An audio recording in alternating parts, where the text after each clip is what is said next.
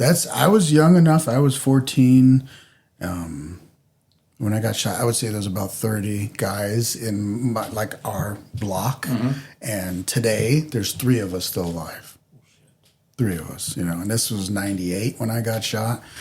One guy's in jail for life. One guy is the lone. Now he's the jefe. Now he's running the shit. Wow.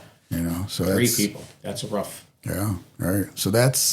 So not going into all of the madness, too deep, but there is at least one story, that did change your life, So that one day, we all think we're invisible. I definitely thought I was invisible. So then I hear it as, shielding a friend, 23 years old. What happened that day?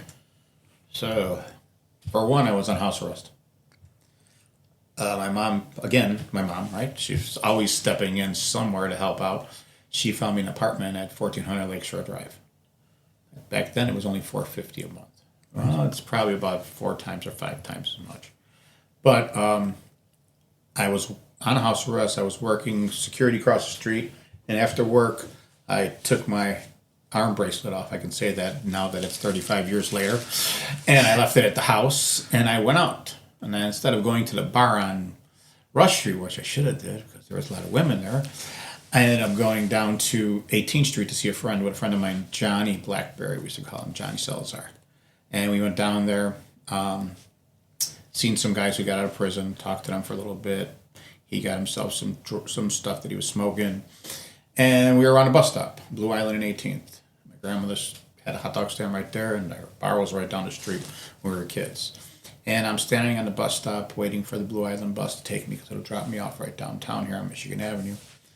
And I look, and I could see a guy standing a block and a half down, like a nice block down, behind Church's Chicken or whatever chicken stand was there.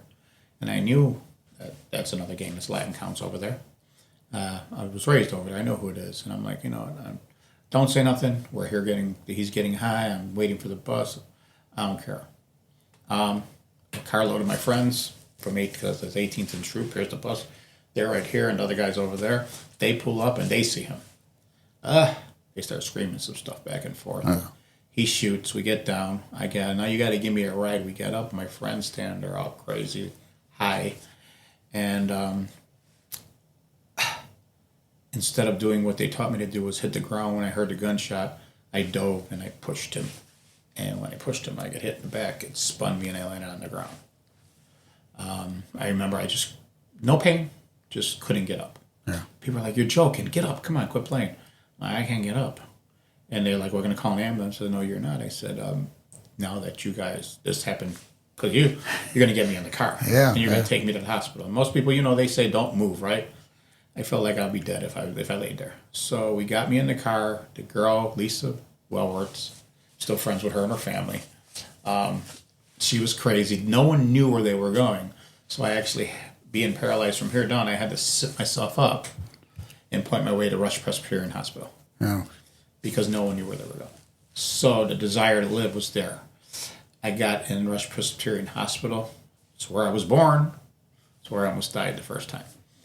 And I remember telling him my mom's name and number, and I passed out for a few days. Woke up, and my mom was there. Right?